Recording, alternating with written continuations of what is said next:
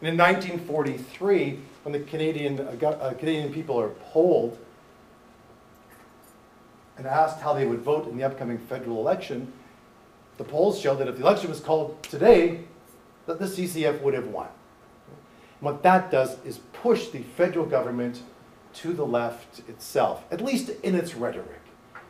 And William Lyon Mackenzie King, the Prime Minister, creates several commissions to see how we can make the transition back to peacetime without the strikes, the dislocations, the radicalism that we saw at the end of the First World War.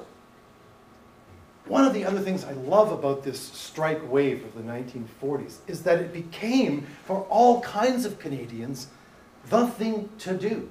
That is to say, the strike, union activity, no longer seemed like something a handful of radicals might have done, or something that outside agitators plotted and planned for. It became common sense.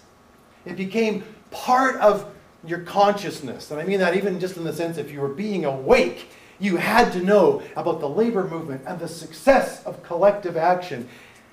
Now, it's important to remember that this legislation that enabled some of this strike activity and union organizing didn't create it. It just made it easier because for the first time, workers were not facing a completely hostile state. But let's have no misconceptions. The Prime Minister of the day, William Lyon Mackenzie, was not a progressive. He was an extremely pragmatic politician who responded to the power of workers in the streets and at the ballot box. And this labor legislation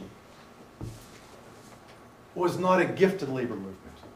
And while they won some things from it, the legislation also took things from labor.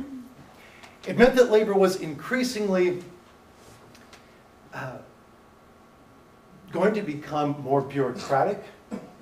It meant that the labor movement now had to jump through all kinds of hoops before it could, for example, go on strike. That it set up rules and regulations for the labor movement to follow. You signed contracts, and the contracts all had clauses that said there will be no strikes or lockouts during the length of this agreement. Well, as the Wobblies pointed out, that was like a peace treaty with the boss, or more like the Versailles Treaty, in which one side could stockpile and plan while workers had to wait until the clock ran out before they could press their advantage. It set up rules about arbitration, about conciliation, gave workers some things, and we do see that reflected in the boom in union activity, but it also made the fights more constrained. It made it more legal and legalistic. White's conclusion was that the legislation and the things that labor had fought for were often used against them. That the closed shop and the dues checkoff made unions respectable, as opposed to ferocious. And thus we need to assess these wartime gains, this radicalism, which I think is great stuff, but in fact, when labor becomes wedded to the idea of being respectable, of being legal, of playing by the rules, it doesn't always win. There are lots of reasons for that. A bad economy is one, but part of it, I think, too, is that the labor movement has allowed itself to operate within that box framed by William Lyon Mackenzie King that has hemmed it in. That it's not in every instance, but in many instances, not as creative, not as militant, not as reliant on the community and on its own strength, that is the collective strength of workers, as it had been before. That it's forgotten to use some of those tools that got it to where it is today. And we see that, and I'm just about finished here, with something I call the beerometer, where I track the minimum wage from 1975 to about 2005. And I track it against some other important commodities like beer and craft dinner and bus fares. So all of these things, the minimum wage was $2.50 in 1975.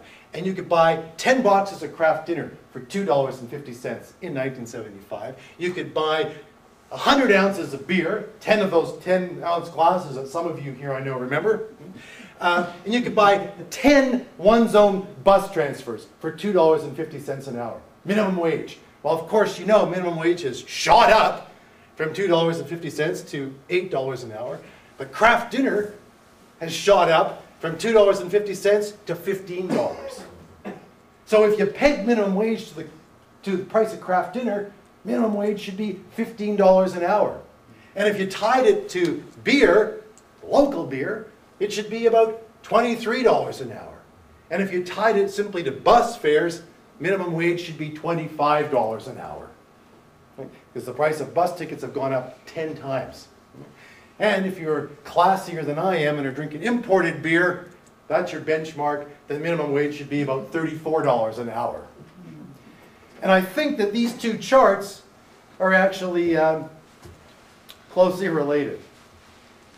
The decline in strike activity and the relative decline of workers' wages, of course, go hand in hand. So I would ask us to look back at the 1940s, not to call for the same kinds of activity, but to draw upon that creativity, the use of the mass strike, the involvement of the community, the capturing of the public imagination by dynamic actions that inspire people, that give them hope, the use of both that rebel energy of the unorganized and exploited and the institutional tools of the labor movement, bringing those together if we're going to build a better world, whether that's about increasing minimum wages or working for world peace. There once was a union maid, she never was afraid of the goons and the ginks and the company fakes and the deputy sheriffs who made the raid. She went to the union hall and a meeting it was called. And when the Legion boys, they come around, she always stood her ground. You guys are fabulous, so I know you're going to boom out the chorus here. Oh, you can't scare me, I'm sticking to the union. I'm sticking to the union. I'm sticking to the union. Oh, you can't scare me, I'm sticking to the union. I'm sticking to the union till the day I die. This union maid was wise to the tricks of company spies.